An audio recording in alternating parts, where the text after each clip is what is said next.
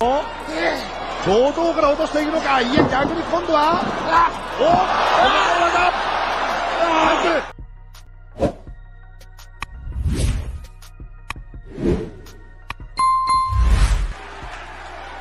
Tell me when I'm telling lies.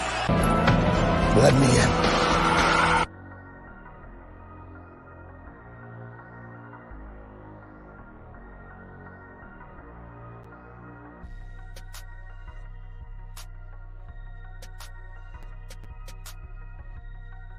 Hey, it's the Toxic Ring Scandal featuring TBK, the Turnbuckle King himself. Got another good one for you guys tonight. Going to talk about why Brock Lesnar's career in Japan ended ugly. We are going to talk about Brock Lesnar's run in New Japan Pro Wrestling. If you guys didn't know, not only is he known for being in WWE and UFC, but he was also known for having his run in New Japan Pro Wrestling.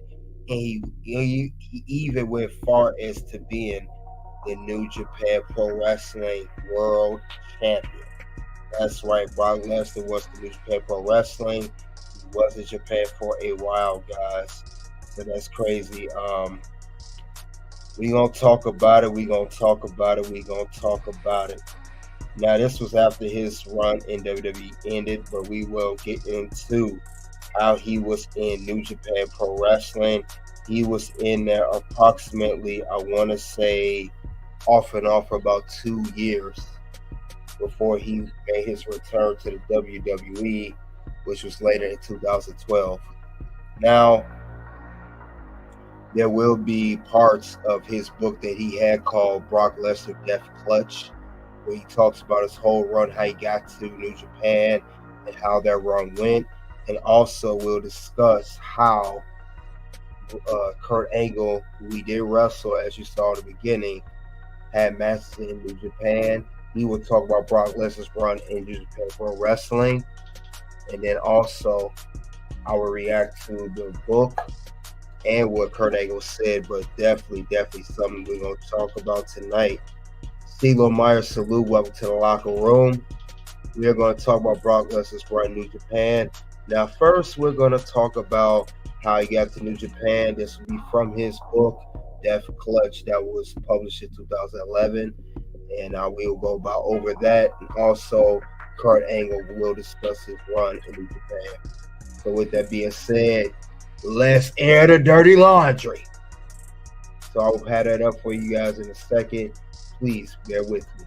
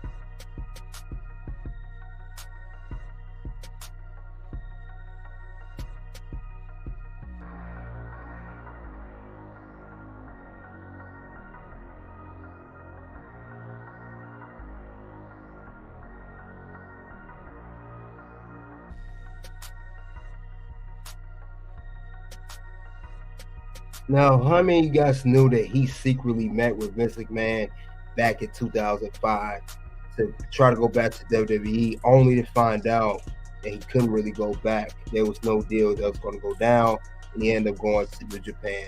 Let's continue, though.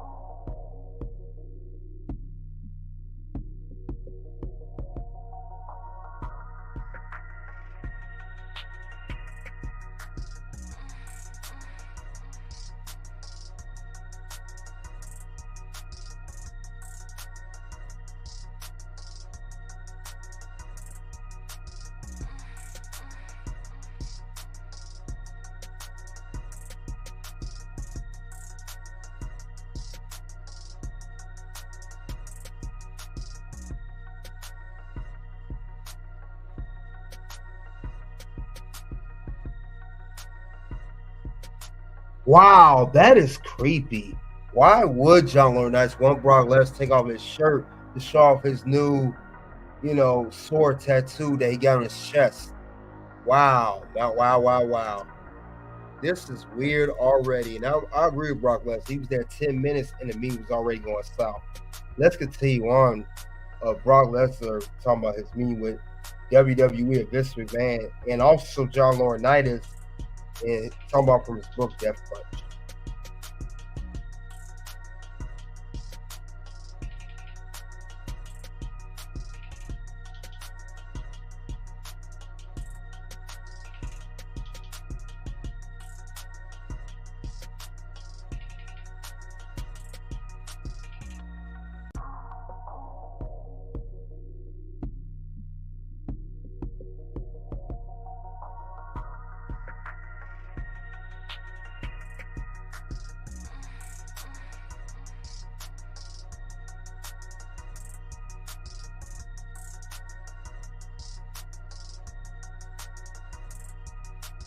What's going on? You guys can't hear? Put a 1 if you can hear, 2 if you can't hear.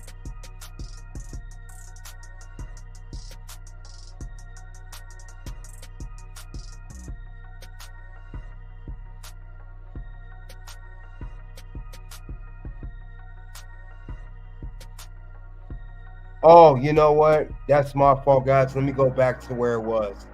Let me go back.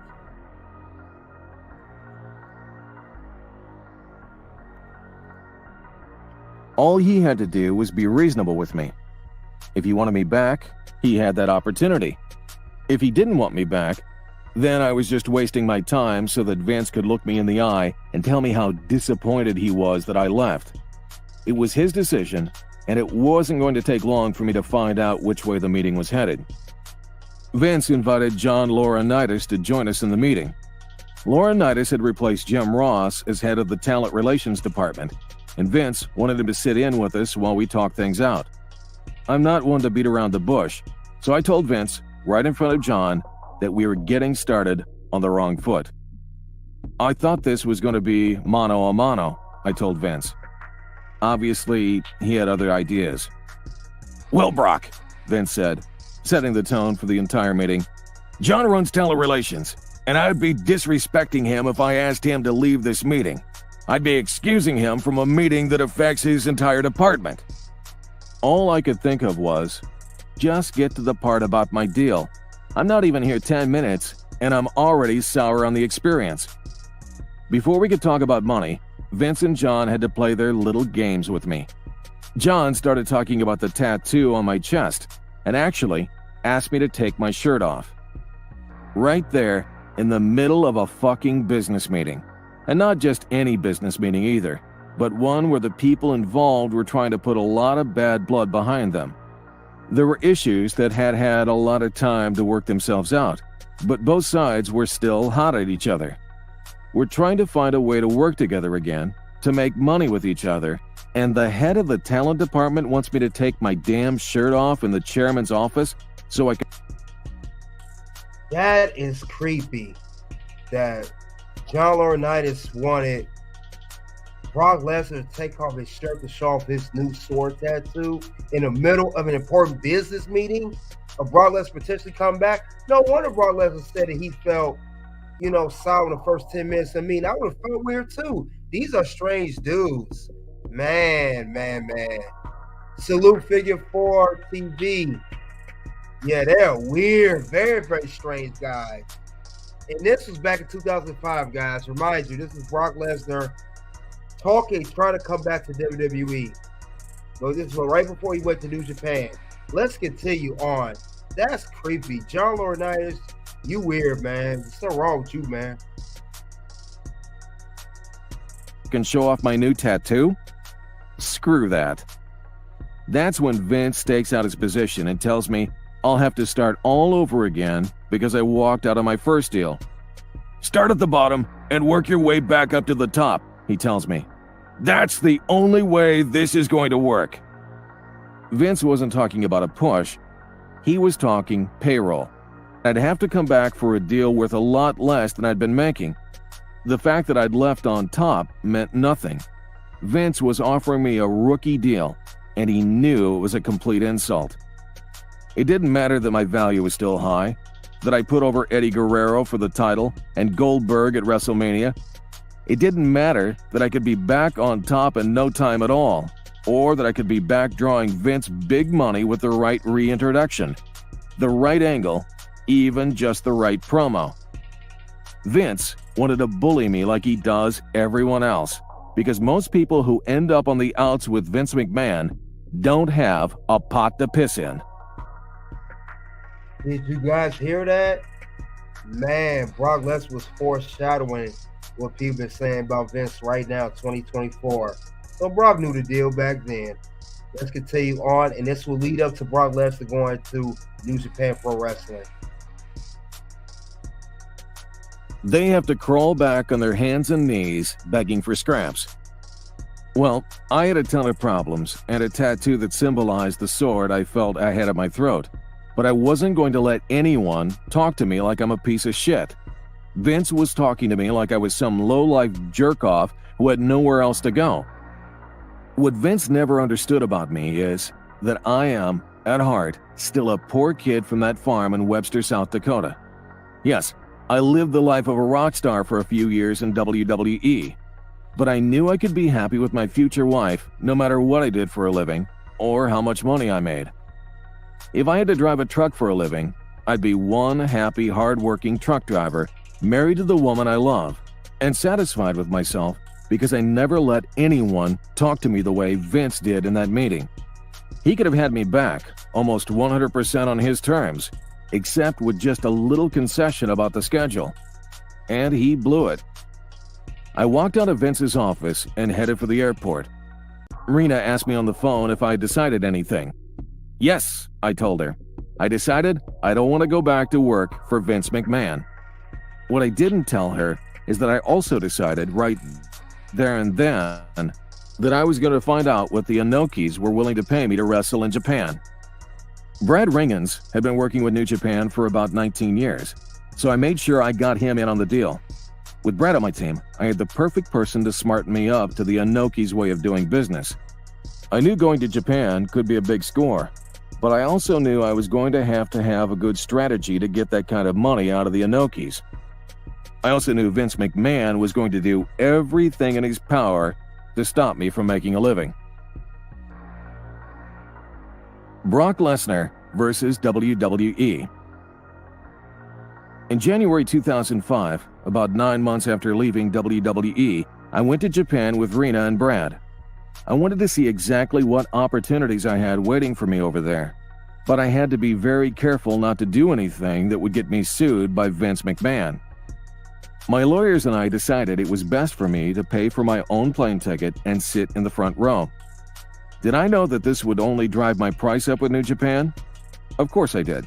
My mission was to see what kind of show they put on and how I could see myself making a big impact. Once I got to Tokyo, the Inokis wanted to get every bit of publicity out of my arrival as they could get. It was an interesting game. They were getting press based on me coming over to see their show, and I was becoming more and more valuable because I had not committed to them, or even to myself really, that I was going to be part of New Japan Pro Wrestling. When I arrived at the arena, the Inokis kept pushing me for more and more. They wanted to get as much out of me as they could. They asked me if they could introduce me to the crowd. I didn't have one of my lawyers with me, but how could being introduced to the crowd hurt? I wasn't getting paid to be there. Yes, I was playing my cards, driving up my price, seeing what buzz I could manufacture before having to make some tough decisions. I'm in Tokyo. I'm not wrestling. I'm not performing. I'm sitting in the crowd, and I'm going to be introduced as a celebrity in attendance. The Inoki suggested I didn't know that Brock Lesnar first went over there. It seemed like all the American wrestlers do that. Before they wrestle in Japan or have a match, whatever, they always just have a face-off. They just show them to the crowd, let people know who they are. We've seen that recently with Nick Nemeth, that's a TNA, formerly known as Dolph Ziggler in the WWE. But let's continue on. It's getting interesting. Brock Lesnar is talking about how he's getting to New Japan Pro Wrestling. After the deal with WWE, the talks had failed. Let's get to it, y'all. Like, subscribe, keep the notification bell. We are in the locker room. Let's get it going, y'all. I walked down the big entrance ramp into the arena so the crowd could see me come in and then be seated. They told me this is what they would do with any big celebrity guest. The news hit the internet within a matter of minutes. Brock Lesnar introduced at New Japan show. And then, all hell broke loose. WWE's lawyers were making all kinds of noise about my trip. Vince didn't want me having anything to do with any other wrestling organization, and the lawyers were making threats about enforcing my non-compete agreement and suing New Japan too. Did you guys hear that? WWE was threatening to sue Brock Lesnar and New Japan Pro Wrestling. He had a non-compete clause despite the fact he was not with WWE anymore. This is getting interesting. Man, you guys get the likes up. We got 6 likes in here. Let's get the likes up in here. Let's continue on. This is getting so good. So good. Vince didn't want me back unless I agreed to go right back to life on the road with no breaks. That's what drove me away the first time. But now, if I returned to WWE, I'd have to try to survive that schedule, and not even for the pay I had worked my ass off for that company to earn. No, Vince wanted me to come in and work that brutal, killer schedule for little to no money at all. WWE's lawyers were threatening to sue me if I even thought about working for any other wrestling company, anywhere in the world, in any capacity. The sword was at my throat. So if they had threatened to sue Brock Lesnar, how did he end up wrestling for New Japan? Let's see where this goes, guys. Man, this is getting very interesting. Anyone who knows me will tell you that I'm not one to back down from a fight. I wanted to work, and Vince was telling me I couldn't. My lawyers were telling me that the non-compete agreement was unenforceable for far too many reasons that I will bore you with here. You can't keep a human being from earning a living, and that's exactly the prison Vince McMahon and his team of attorneys was forcing me to live in. If I decided to work for New Japan, I could expect to get sued by WWE. If I wrestled a damn polar bear on the North Pole, WWE would sue me, if for no other reason than because they could. They love to bully people around that way. This was a fight, so I decided to strike first. I filed a lawsuit against World Wrestling Entertainment and asked the federal court in Connecticut to declare my non-compete clause illegal. Anyone who knows Vince will tell you he loves a good fight, and he wasn't going to back down from this one. His lawyers countersued me for breach of contract and wanted me to pay for all the damage I caused WWE by leaving the company. They wanted me to pay for all their legal fees. I had enough of my own legal fees to pay, thank you, and asked the judge to declare the non-compete agreement to be binding. They wanted to force me to sit out the prime of my career all the way until 2010, or go back to work for WWE. Vince loves to tell everyone how much he hates managers, agents, and especially lawyers, but he plays the attorney game better than anyone. I had to pay my lawyers in Minnesota, and also a law firm on the East Coast that was licensed in the state of Connecticut. WWE's strategy was to make me go broke, request more documents, another extension of time, another request for more paperwork. If they could spin me into a hole, I'd have to drop my lawsuit and come back on my hands and knees, begging for forgiveness. It was a smart strategy on Vince's part. Hey, just the cost of living was hard enough to manage, but I was funding a lawsuit for my freedom. I knew I couldn't back down, but paying all these legal fees was bleeding me dry. I told my lawyers to cut a deal for me with New Japan, but the Inokis were leery of getting sued by WWE. Oh, did I forget to tell you that WWE stopped all my royalty payments when they decided to sue me? I had no income, and everyone was scared of the big bad monster WWE and their legal tactics. I can see how Vince beats all these other guys into submission. He almost did it to me. I swallowed my... Man, I wonder if that's what Vince McMahon's doing right now with the lawsuit with Janelle Grant 2024. That's how powerful Vince McMahon is. And even Brock Lesnar could admit that he had issue with with Vince McMahon going over the whole non-compete clause, and now he had to, fight his lawyers against Vince's lawyers so he could just wrestle. And of course, his royalty payment stopped. Man, this is getting good, guys. We got 20 people in here. Let's get the lights up. Yeah, come on, let's get the lights up, guys. This is very, very exclusive information that you will not see in a lot of other places. This is very, very crazy. But respect to Brock Lesnar for not going down without a fight. Man, he really is the beast incarnate. Suplex City. My pride and agreed to meet with Vince again in July 2005. The tone of this meeting was a lot different from the last one, probably because we weren't just talking about me coming back to WWE, but also we were discussing settling the lawsuit. Vince didn't have anyone in the room to show off in front of, so the meeting was refreshing. We cleared the air on a lot of issues, and I left Vince's office thinking we had a deal. I went home and told Rena, "Looks like I'm going back to work for WWE." Vince's lawyers sent a whole bunch of paperwork to David Olson, and you'd think I never had that meeting with Vince. In my opinion, everything Vince and I discussed had been thrown out the window. I thought we had an understanding. Obviously, I was wrong. I had to think long and hard about what to do next. Do I just cave in, suck it up, and do what I have to do to make a living? Do I keep fighting this uphill battle where I have to pay 2 sets of lawyers against a company that is intentionally running up my legal tab as a defensive strategy? It took me a little while, but I finally made the decision to keep fighting. I could never look at myself in the mirror if I just tucked my tail between my legs and put up with the way WWE was trying to treat me. I had my lawyers finalize my deal with New Japan so I could have a few bucks to live on while I spent everything else on the lawsuit. When I cut my deal with New Japan, I made sure to get Brad Ringens in on it because I wanted to use his experience with Japanese management to my advantage and keep him by my side in all my dealings.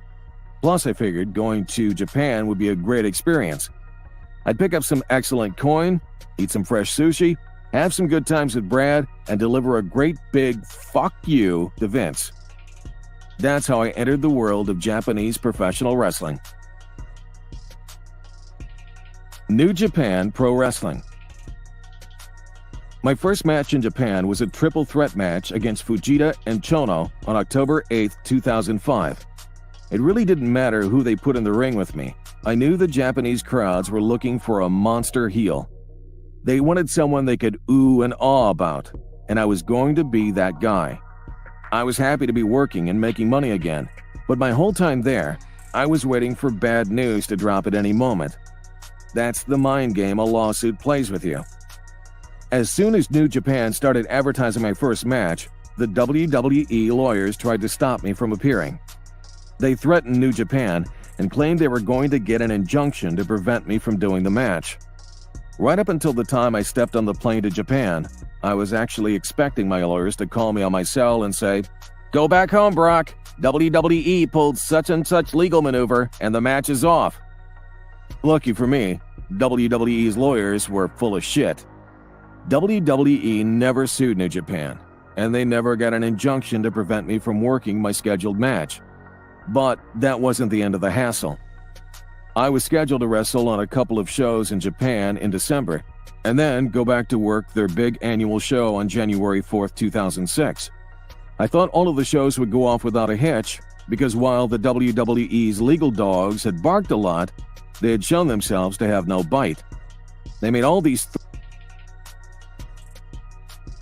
So you mean tell me after all that talk of threatening to sue New Japan and injunction and nothing happened? Man, Brock Lesnar. I see why Vince like Brock Lesnar. Brock Lesnar ain't no punk. Man, Brock Lesnar about that business, man. And that is undisputed. And that is undisputed. See what you guys say. Oh man. Let me hold the show. Let's hold it. Pump the brakes. Hold the phone. We got ourselves a super chat for the evening. We got Figure 4 TV for $4.99. His message is keep delivering this content. The IWC needs you, bro. And he wants me to play open mic night. I'll be glad to. Let's play it right now. Who the hell told you tonight was open mic night, bitch? Thank you, Figure 4 TV. I appreciate the super chat. And yes, I will do my best to keep delivering the content, locker room, scandals, behind the scenes, you name it. Let's continue on because this is a very good topic, guys. Let's get the likes up once again. 12 people in here, 7 likes. Let's get it up. This is Brock Lesnar's time in New Japan Pro Wrestling and a potential lawsuit from WWE threatening him not to appear in New Japan. Let's continue on. threats about forcing me to sit out the October show, and they kept backing down every time. I thought it was a case of the boy who cried wolf. I was wrong. Right before I headed out to Japan for the December shows, WWE filed what is called a Motion for Temporary Restraining Order, or a TRO. I wasn't too well versed in these legal terms at the time, but I've sure learned them thanks to my hard-way education from World Wrestling Entertainment and their team of attorneys. WWE asked the judge who was presiding over our lawsuit to issue an immediate injunction against me that would prevent me from wrestling on the New Japan shows. If I decided to ignore the TRO, I would be in contempt of court. My lawyers fought back, but the judge was taking his time in making a decision. You can't tell a judge to hurry up because Brock wants to know whether to get on the plane to Japan or not. So during my whole flight over to Japan, I'm wondering if I'm even going to get to work when I land. I kept thinking how pissed off I was going to be if I had to turn right back around once I landed in Japan because the judge ruled against me and in favor of WWE. The judge, however, never granted the TRO, and I wrestled on and got paid for the December shows. When I got back to the United States, I was told that WWE formally withdrew its motion because they knew it was a loser. They never really wanted the judge to make a decision. In my opinion, WWE's motion, like most of their threats, was just a legal form of harassment intended to make me lose sleep and spend as much money as possible on lawyers. I went back to Japan again for their major annual show on January 4th, 2006, and did a few more shows after that. I'm sure it burned Vince's ass that he couldn't do anything to stop me. I was a vengeful person for many years. An eye for an eye wasn't just a saying to me, it was a way of life. In time, I've come to learn just how much this kind of negativity wears you down, but back then, I wasn't ready to accept that truth. My finishing maneuver in New Japan was the very same one I used in WWE. In WWE, it was called the F5. In New Japan, it was called the Verdict. That was my way of sending a message to Vince and his fucking lawyers.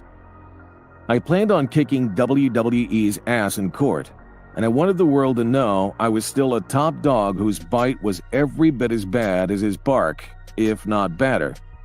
Once the Inokis realized that Vince was not going to be able to stop me from wrestling for them, they went ahead and built their company around me.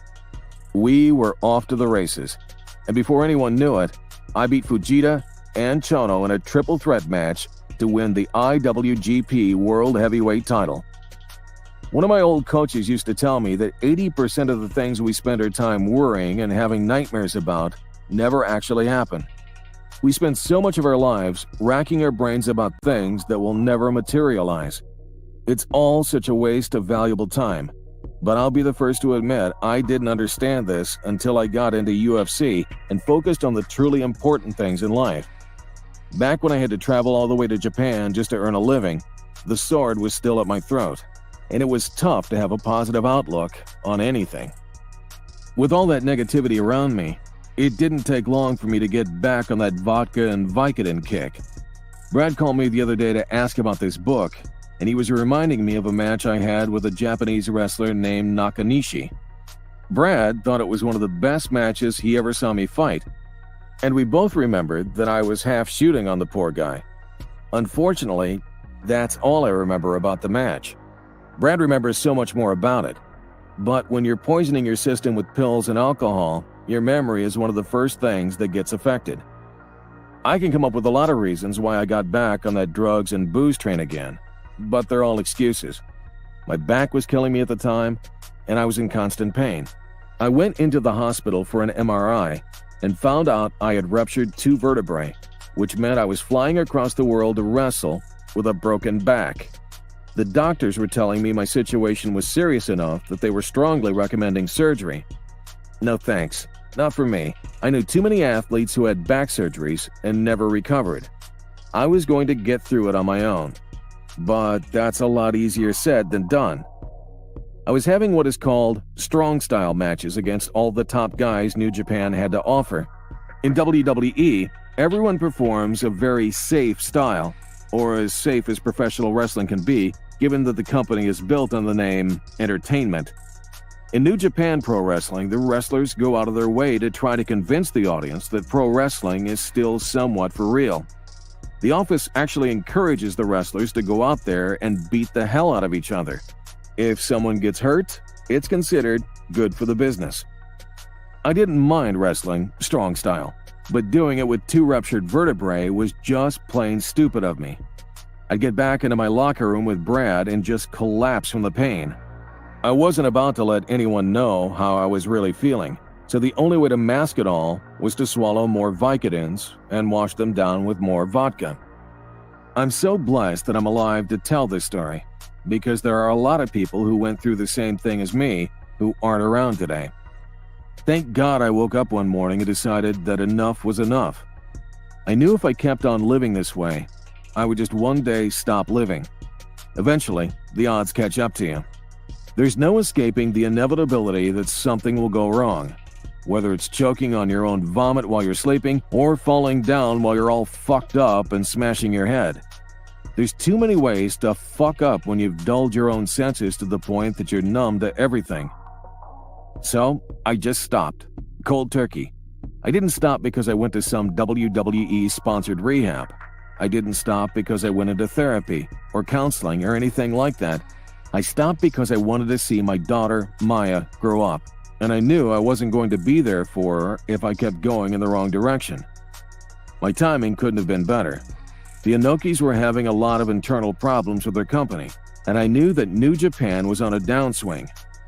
My time in their organization was quickly coming to an end, but I wanted to go out with a bang. That's where Akebono comes into the picture. Akebono was a big-time national superstar in Japan. Even though he was originally from Hawaii and not Japan, he was respected as a legitimate sports icon, a folk hero, because he was a dominant Japanese sumo champion. I was happy when the Inokis told me they wanted me to do a match with him because I knew we could build it up as the great big American heel champion against the even bigger Japanese sumo legend. I saw big dollar signs in that matchup. Akebono is another giant of a man who has a great big heart. I believe we could have drawn big money against each other if the Inokis had played their cards right. I called Akebono Big Chad, and he was one of the few guys in the wrestling business I considered to be a friend. I wanted to make our matchup mean something so that we could enjoy a long program and make a lot of money with each other. But the Inokis had no long-term vision for Brock Lesnar versus Akebono. They wanted me to beat him right on television. I couldn't believe it. Why would they want me to kill what could be a great feud with one match on free TV? Now, I understood one of the reasons why Steve Austin had been so angry that day in Atlanta when WWE wanted to hotshot our first match on Monday Night Raw. Because I'm a stubborn bastard, I demanded that we do what's called a fuck finish, so we could come back with a rematch down the road. I had this idea about me and Big Chad doing all these big man spots, and at the right time I'd smack him in the head with the IWGP title belt. The Inokis kept wanting me to just beat Big Chad, but I wore them down until they agreed to do the finish my way. So Big Chad and I go out to the ring, and we're doing all the typical spots big powerful guys do against each other. We do the shoulder tackle attempts where no one budges, the spot where I run into the ropes and collide with Big Chad, or he comes charging into me and we both end up in each other's faces. When it came time for the finish, I cracked the big fucker upside his melon with the title belt just like I planned. Big Chad dropped to the canvas, I covered him, and the entire arena went quiet. Dead silence. Not a single sound from the crowd. The audience wasn't buying it. They didn't pay to see a fuck finish, and they're too intelligent to buy into a cheap horseshit heel victory like that. What a dumbass mistake I had just made. The referee dropped down and started counting, and I'm saying to Big Chad, "Kick out, you son of a bitch, kick out!" 1, 2, and the instant before the referee hits the canvas for the 3 count, Big Chad gets his arm up in the air, and the people went nuts. We ended up doing some ridiculous finish that served no purpose except to piss off the Inokis, but at least Big Chad cared enough to give them the best match we could manage, and I think, all things considered, it was one hell of a match. The fact that Big Chad and I could put together a solid match didn't surprise me. He's a trained athlete with a lot of pride, and so am I. What did surprise me was that the Inokis didn't try to get me to drop the title before I left Japan. They probably knew better than to make me feel like I was being backed into a corner, because I was already pissed off that they started playing games with my money. I thought I was being smart when I went to Japan because I insisted on private transportation, first-class hotel accommodations with all expenses paid, you name it. If I have to travel halfway around the world to work, at least I'm going to be comfortable while I'm over there. Part of my deal with New Japan was also to get paid up front. My lawyer set up an escrow account in the United States, and our deal was that I don't get on a plane until the Inokis wire my money into that account. Then when my match is over, the money is released directly to me, so I never have to worry about going over to Japan and getting stiffed on my payoff. The system worked. For a while. On one of my last trips to Japan, I didn't get all my money up front, but I got on the plane anyway. I figured the Inokis needed me because I was their champion. and I wasn't going to step into the ring until I got the word that all of my money had been deposited into the U.S. account. Wow. So New Japan, I've heard, had a bad reputation of screwing over American wrestlers, but apparently that issue with Brock Lesnar, and not even though it was a part of his deal, did not pay him all his money on his very last trip from Japan back to the States. That's crazy. Oh man, I gotta see how this is gonna go. Let's continue on with this great time with Brock Lesnar when he was in the New Japan Pro Wrestling, guys. What could go wrong? Plenty. But I should have known that. Another lesson in life, and I guess an interesting story for this book. When my match was over, the Inokis threw me onto the bus with all the other boys headed to the airport. What the hell? It was in my contract that I was supposed to have a car and driver from the time I landed Japan until the time I'm dropped off at the airport to go home. That bus ride is just brutal, and I wanted no part of it. The Inokis knew I wasn't expecting to end up riding the bus, and I kept wondering to myself, why would they give the IWGP World Heavyweight Champion such a Bush League send-off? What game were they trying to play with me? I'd been schooled on all sorts of shenanigans the Inokis could try and pull on me. Brad had smartened me up to a famous negotiating trick the Inokis like to use. They take you to lunch or dinner, and then just stare at you, trying to make you feel uncomfortable. They want you to do all the talking so that you reveal your cards and expose your own business strategy. The first 3 times I met with the Inokis, that's exactly how they tried to play me. Thanks to Brad, I was wise to that tactic, so it didn't work with me. I would stare back at the Inokis and talk about whatever popped into my head. I'd keep saying things like, "How about this weather? This food is really great. What a beautiful country you have." I would go on about anything and everything, except business. I knew their game, and I was ready for it. That probably drove them crazy. Another game I was ready for was the Inoki slap. I guess part of the initiation over in Japan is that all the newcomers end up getting slapped by Antonio Inoki, who is a living legend over there. I let them know where I stood on that one right away. No one was going to slap me. Not Inoki, not anyone. Wow, I never heard that before. So when you get signed to New Japan Pro Wrestling by the Inoki family, that's like a ritual. They got to slap you. Is that a New Japan thing? Wow, I never heard that before till now. I guess it's true. You learn something new every day. Let's continue on. I told you guys this was getting good. I told you guys. I told you it's getting crazy. I just couldn't believe what I just heard, though. Tell me you did not just say that. Man, let's continue on. They got the point.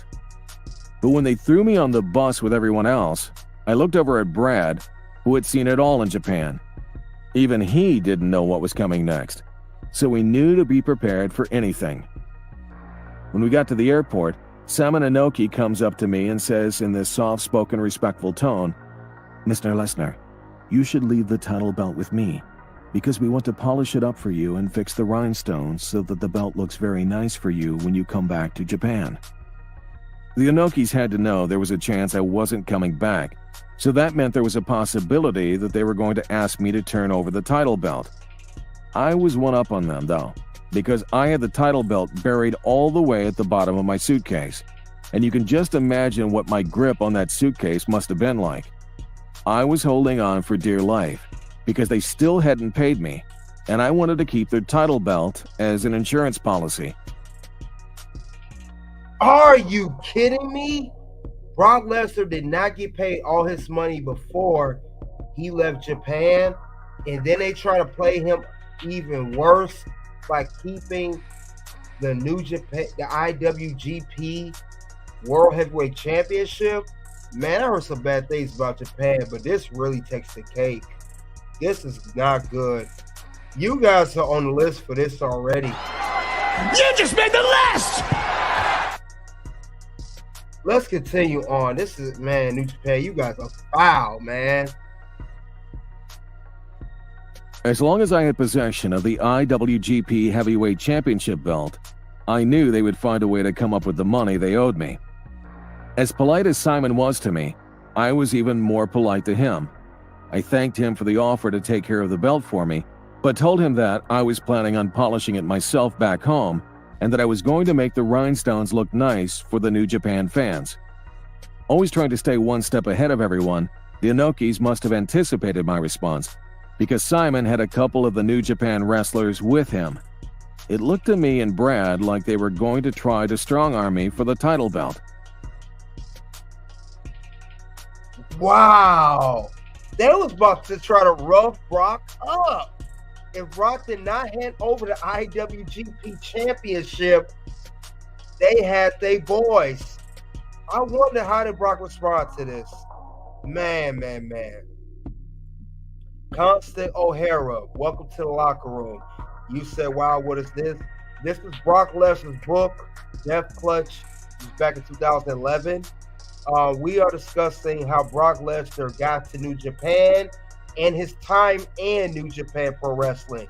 Now, you missed a good chunk of it, but if you want to go back at the live stream and listen to it. But yeah, this is this is Brock's book. It's getting very, very interesting.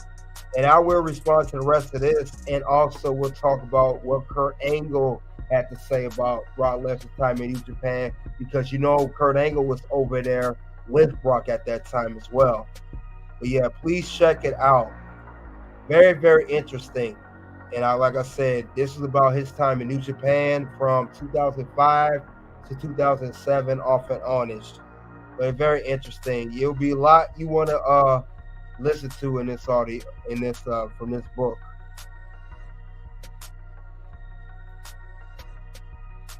They had the advantage because I was a foreigner on their home turf and didn't speak the language. And if security jumped in, they could say anything they wanted to. But when those guys tried to intimidate us, Brad and I stared right back at them as we backed 10 steps to the ticket counter, where I just let them know in no uncertain terms, I'm taking the title with me. There was nothing they could do at that point unless they wanted to create a major incident in an international airport. So Brad and I checked in and got on the plane with the title belt still in my possession. I'd heard New Japan was talking to TNA about a joint promotion, and it was easy to figure out that they were going to want me to come back and drop the title. That gave me a lot of negotiating leverage. I had something they wanted, and they had the money to pay me, so I used that to my advantage. I didn't have to wait long. My lawyers called me and said Simon had called and wanted me to set up a big title match in Japan. I told David Olson, here's my price, tell them that number, and let them know they can take it or leave it. My price was $250,000 for one match. My opponent was Kurt Angle, who was on loan to New Japan through TNA. I was happy to work with Kurt and was looking forward to dropping the title to him. Dixie Carter, the TNA president, sent Kurt all the way to Japan to work with me, and it was no secret that he was only getting something like $15,000 for the match. I didn't tell him how much I was getting, because Kurt Hennig taught me early on never to tell the other guy what you're making, and never believe what the other guy is telling you he made. I had been off the pain medication for a while and was getting close to my court date with WWE, where the final decision that would free me to work anywhere I chose was going to be rendered. I was putting my life together, and I was feeling good about my future. Kurt, on the other hand, was still on that one-way train to destruction. I kept telling him, Kurt, you gotta stop living this way. You gotta jump off that train. You're killing yourself.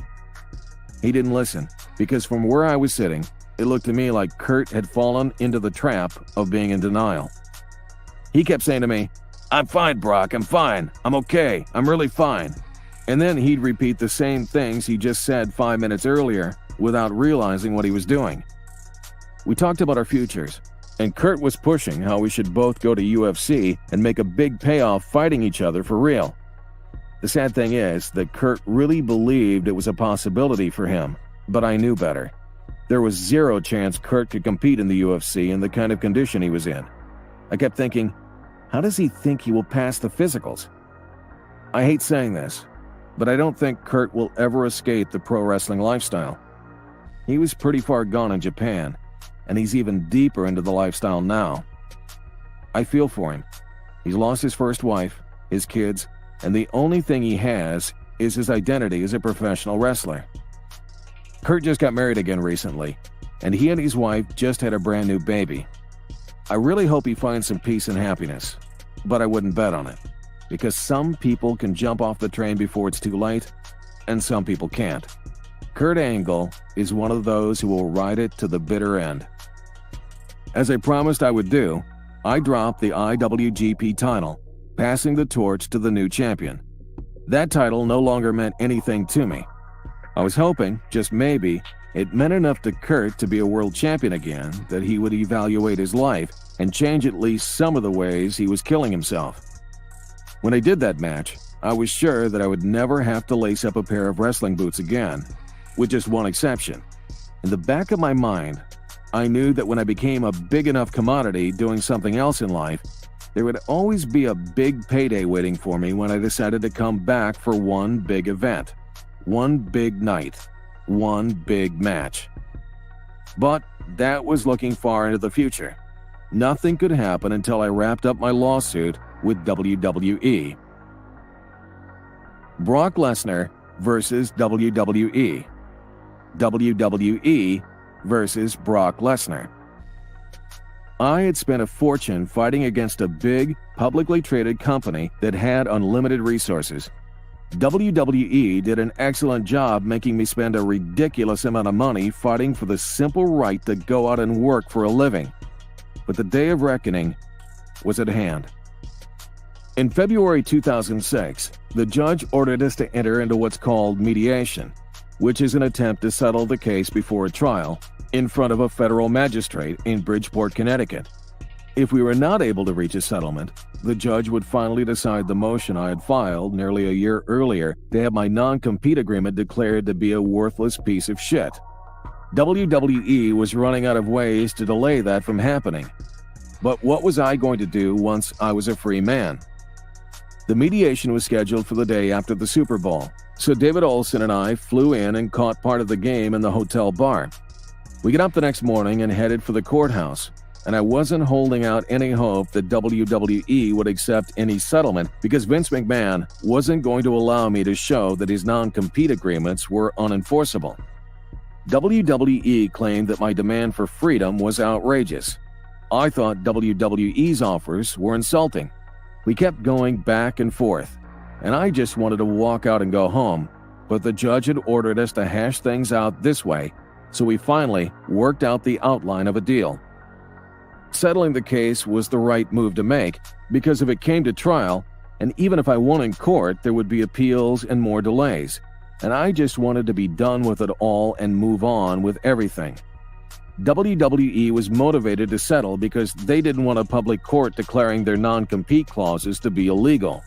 That would open the floodgates and cause them all sorts of problems with other wrestlers who might be thinking about leaving. I've been warned by my lawyers that I can't go into detail here about the terms of the settlement because it's confidential.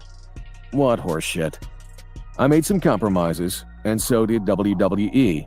In the end, we both got a deal we could live with. There. I didn't reveal any specifics, but you get the point. WWE didn't lose face, and I was a free man, with my whole life ahead of me, and the ability to choose how I wanted to earn a living so that I could feed my family. All I had to do now was make the decision regarding what I wanted to do. I didn't have to think about it very long. I wanted to compete as a real athlete. I wanted to test myself. I talked it over with Rena, who is now my wife, and she assured me she would be supportive in anything I decided I was going to do. My wife knows I'm a competitor, and that competition is what drives me. It's in my blood. It's what I want to do. It's what I was made for. In 2006, the fight business was picking up steam and getting a lot of serious attention from the media. It looked to me like there was money to be made if I could stir up some noise and grab everyone's attention again. I knew it wouldn't be easy, but nothing worthwhile in life ever is. My legal battle with WWE was behind me. So was the NFL, New Japan Pro Wrestling, and my dance with vodka and Vicodins. It was time to get back to doing what was second nature to me, what I'd been trained to do since I was 5 years old. So looking for the next great challenge in my life, I got into the world of mixed martial arts. A whole new adventure was about to begin. Okay, now that is the end of Brock Lesnar talking about this in his book. Now, he talked about how he had issues with WWE, how Vince McMahon and WWE tried to prevent him from going to New Japan, threatening to do a non-compete clause and threatening to sue him and all this other stuff with a, I think they said also, they was also threatened to, you know, they want to file an injunction against him from defending the IWGP Heavyweight Championship once he won. So Brock Lesnar found out they was just bluffing, that they had not found no injunction. Come to figure out, you know, Brock Lesnar was the IWGP champion. He won a championship on his debut in New Japan, which was October 8, 2005. He defeated Fujita and Masaru Chono, and it was at the Tokyo Dome. But the fact of the matter is, Brock Lesnar had visa issues, which he explained in that book. He had visa issues, and he couldn't defend the championship like he should, and that's why New Japan stripped him of the IWGP Championship. Now, since he could not defend it, he was stripped of the title. That's where Brock Lesnar mentioned, like, hey, it was a part of his deal in the contract to get paid the full amount before he leaves Japan. And when he realized he wasn't paid the full amount, he held the championship as leverage. It's kind of like similar to Ric Flair 1992 with the big gold belt.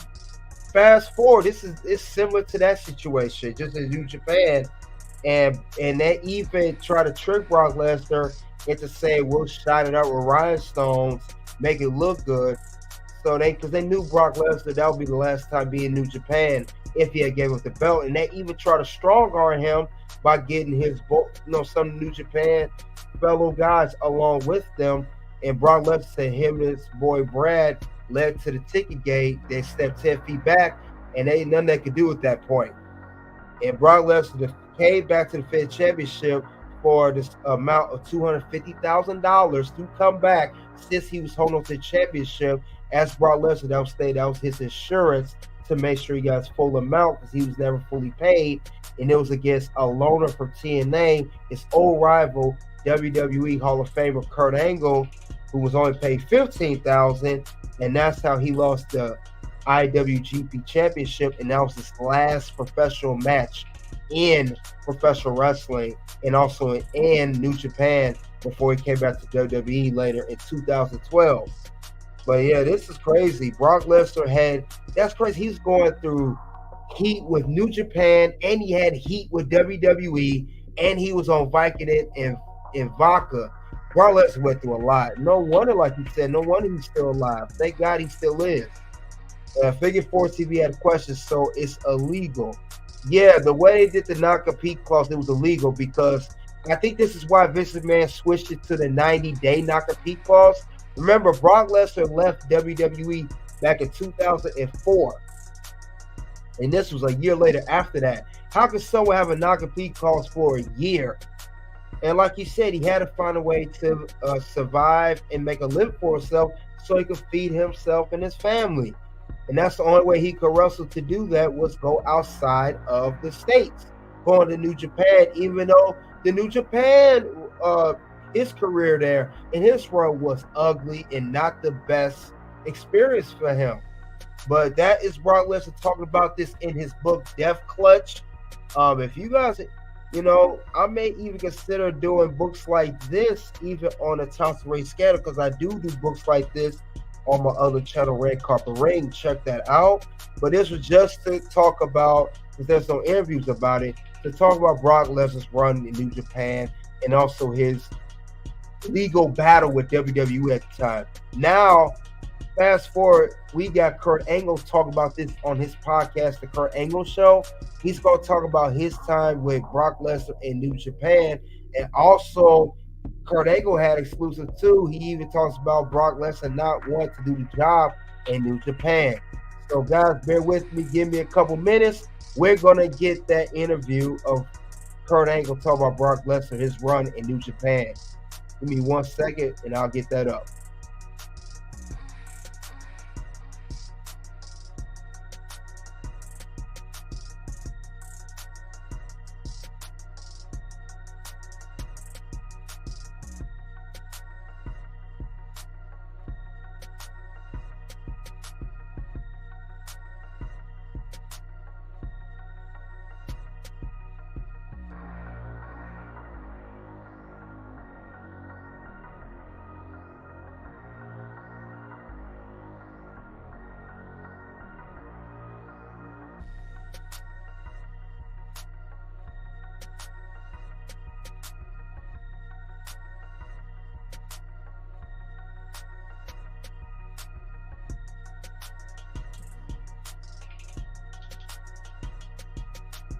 Talk a little bit about your old pal Brock Lesnar. He's had some legal action going back and forth with the WWE, and it looks like it's officially over in favor of Lesnar. Both sides agreed to a settlement a few weeks ago. The final papers were filed on April 24th. The terms of that settlement were sealed, but the gist is he's now eligible to continue to work for New Japan Pro Wrestling, and he's probably going to be going into MMA. That's at least what hinted in the newsletter. Meltzer was skeptical but optimistic that he would take a stab at MMA. In this era, 2006, are you still in touch with Brock at all? And were you guys ever speaking about A, working in Japan, or B, trying MMA? Well, Brock did approach me about working with him in Japan, and I ended up going over for NJPW, and I had a match with Brock. We had a phenomenal match over there, and I won the world title from him. NJPW, yeah, New Japan Pro Wrestling world title. And Brock, after the match, Brock said, "Hey, when we do the press conference, because they always have huge press conferences before and after the matches." And he said, "When you have the press conference and we're sitting up there in front of the press, tell them you want a rematch with me." Well, I didn't know at the time, but I heard Brock was making a ton of money on these matches. He was remaining champion as long as he could, and then they wanted to take the title off of him. So he wanted to do the match. He wouldn't do it with just anybody. So he told New Japan, "If you bring Kurt Angle over, I'll do the job for him." So he brought me over. He did the job for me, and then he wanted to have a rematch because he wanted to make more money. Brock's all about money, and he's a very stern businessman, and everything is revolved around money for him. It's money first, it's passion second.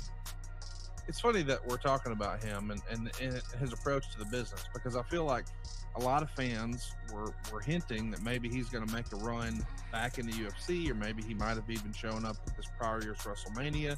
I think there's a lot of people who want to see him and Bobby Lashley, but the people I talk to say, well, they don't know that Brock has the love of wrestling the way, Randy Orton last week did. Perhaps he is just a guy who's out there wrestling for money. And I don't know, the whole New Japan thing, you and I need to do a whole show on that sometime. I think the match you're talking about took place in 2007 between you two, and he had been working for New Japan since 2005, but that is obviously the reason this whole lawsuit is there. Let's switch to MMA for a moment, though. Did he ever express any sort of interest to you that, hey, man, I'm going to take my amateur wrestling skills and I'm going to put it in a cage? Well, the last time I spoke with him, and this is before New Japan, was right before he quit to try out for pro football. Right. And he told me that he was considering, trying out for pro football, and he was also considering UFC. And he didn't know which one to pick, but he decided to do pro football first. And, that was his option. He was going to do what he was going to do. But I knew eventually he would end up trying for UFC. And I was surprised it took him this long, because I believe that was at least 4 years before he got into UFC. And, when I was in Japan wrestling him, I knew he was working a deal with UFC at that particular time to come in. So him and Dana White were already in talks about him going to UFC. Hey, it's Conrad Thompson. Thanks for checking out the podcast here on YouTube. Be sure to... All right, that's Kurt Angle when he speaks about his run with Brock Lesnar back in New Japan. So apparently, I know they said in the book that, you know, Kurt Angle didn't know how much Brock was making, but of course, Brock Lesnar, you know, the money he was making was $250,000. Kurt Angle did know about that, and he knew that Brock's all about money, so that you couldn't hide too much from Kurt Angle. That's the crazy part about that.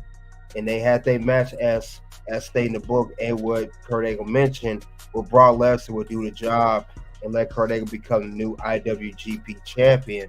But they got Brock out of there because he didn't defend the belt due to visa issues,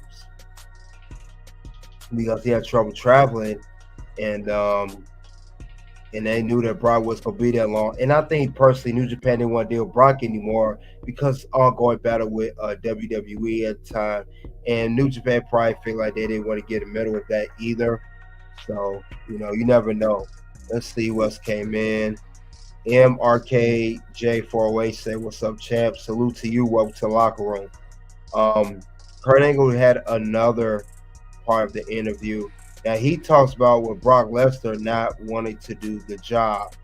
This is another part about Brock Lesnar, his time in New Japan. And this time he talks about that. And this is on his podcast to get Kurt Angle. This is another separate segment than what he had just now. We just saw. So we're going to talk about that. I'll react to that. Then we'll pretty much close it out of the whole Brock Lesnar run, his whole career in New Japan. So let's get that going. Of Kurt Angle speaking on Brock Lesnar in New Japan Pro Wrestling. All right. I'm looking forward to it. Reese, the weekly steel chair. Love Reese. He's always interacting with us on the show. He says, when Kurt became IWGP World Heavyweight Champion in 2007. Kurt, can you remember back that far? I think so. Okay, all right. So you're back there. Did Kurt ever consider New Japan as a long-term option despite being in TNA, as the matches and style fitted him perfectly, as TNA did as well? So did you ever think about, man, how cool would it be if I could have, work for New Japan long-term? Honestly, when you're talking about the three companies, WWE and TNA, well, AEW too, you mix them in, and New Japan, my style worked best at New Japan, in Japan. Okay. I was very aggressive. I was very stiff and, very physical. And but the reason why I even went over there is because Brock Lesnar wouldn't do a job for anybody in Japan. Yeah. And he told them, listen, get Kurt Angle to come over and I'll lose. So I went over and I beat Brock. And then I thought I was going to drop the title right after that. And they had me hold the title for 5 or 6 matches. So I continued to wrestle in New Japan.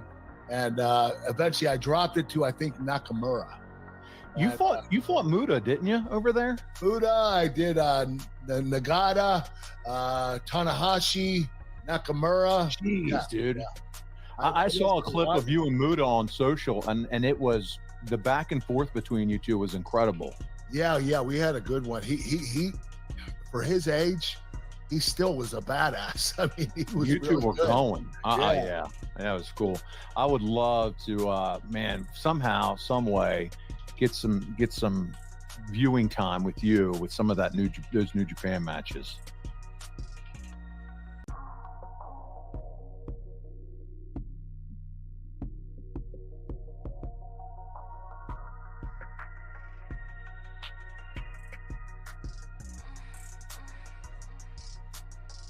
All right. That is Kurt Angle speaking on his time in New Japan. He talks about how Brock Lesnar did not want to lose to anybody else but him. And that's crazy because Brock Lesnar, he had demands and New Japan had to meet him. But it's pretty much confirming. That's all Kurt Angle did. He confirmed everything that was spoken in Brock Lesnar's book, Death Clutch. So that's all how that went. So that's crazy part about that. But other than that, though, guys, that is definitely a good, very good information. And it shows that Brock Lesnar, he wasn't made to do New Japan that long. He was IWGP champion, won a belt in his debut match, was champ for about several months, then had that whole issue with the money over the IWGP championship and how they try to play him. So very, very interesting, very good information. A very good book, by the way. I've read that book before. Very good book of Brock Lesnar, Death Clutch. Check that out, guys. But yeah, other than that, very good information. If you guys want to look back at it, check that out in the live chat and also on the playback. Let me know what you think of why Brock Lesnar's career in Japan and ugly. But that's all I have regarding the subject. Like I said, a lot to cover. That's covered. Brock Lesnar had issues with 2 companies simultaneously, and like I said, he was just depressed. And I'm glad he had found his niche. This is right before he did MMA, which is UFC. He became the UFC champion, and also going back to WWE later on. The thing about Brock Lesnar, held every major championship. He was the WWE champion, IWGP champion, UFC champion, Universal champion. He held every belt, every organization he went to as far as MMA or pro wrestling. He held the world championship. That's what makes Brock Lesnar one of the GOATs. But yeah, guys, this is very, very good information. Like I said, let me know, guys, what you think of it in the live chat and also on the playback of this whole endeavor of Brock Lesnar. Yes, Angle versus Muta. I did not know that. Kurt Angle wrestled Muta, and he wrestled Shinsuke Nakamura, a young Shinsuke Nakamura, which is who Kurt Angle lost the belt to, the IWGP Championship. He lost to a young Shinsuke Nakamura. I think Shinsuke was in his mid-20s at the time. And even he said that about Great Muta, that Great Muta was still doing good at his age at that time. I think Muta was in his late 50s, mid to late 50s. But yeah, very good information, guys. I appreciate you all coming out to the locker room tonight, talking about the whole Brock Lesnar. His run in Japan was, people don't talk about this, but he had a very wild run. He was champion, but the Inoki, they tried to jerk him. And I'm glad Brock Lesnar stood on his square. I'm glad he stood up not just to WWE with the legal battle, with the non-complete costs. He also stood up to New Japan as well, especially when they tried to trick him with the staring at him while they're eating. They really try to intimidate you over there in Japan, as well as WWE try to intimidate you. But Brock Lesnar is a very smart businessman. I see why he got the contracts and the money that he got, that he earned in his career, not just in WWE, but New Japan as well. Brock Lesnar knows what to do and what not to do as far as business goes. And you can't really hold Brock Lesnar further that, because he ain't gonna let you play him. And like Kurt Angle said, he's about money first, passion second. And I can't really blame Brock Lesnar for that. He's definitely smart for that, and that's undisputed what he's doing. Definitely undisputed. And that is undisputed. So yeah, Brock Lesnar definitely knows what to do at the right given time, and he's not gonna let anyone play him for a fool. Whether you're Vince McMahon in the WWE or you're Antonio Inoki for New Japan Pro Wrestling, no matter who you are, what you've done, you are not about to get over on Brock Lesnar, and that is the bottom line as far as that goes. And I admire Brock for not letting nobody play him, and he played the game very, very well. We talk about guys like Triple H know how to play the game. I'm gonna say Brock Lesnar know how to play the game, and just as good as Triple H, if not better. But he definitely interesting to know that the New Japan, they tried to hold the belt hostage, and then when he said no, they tried to rough him up. And I'm glad it didn't get ugly to the point where Brock Lesnar got roughed up by the New Japan guys.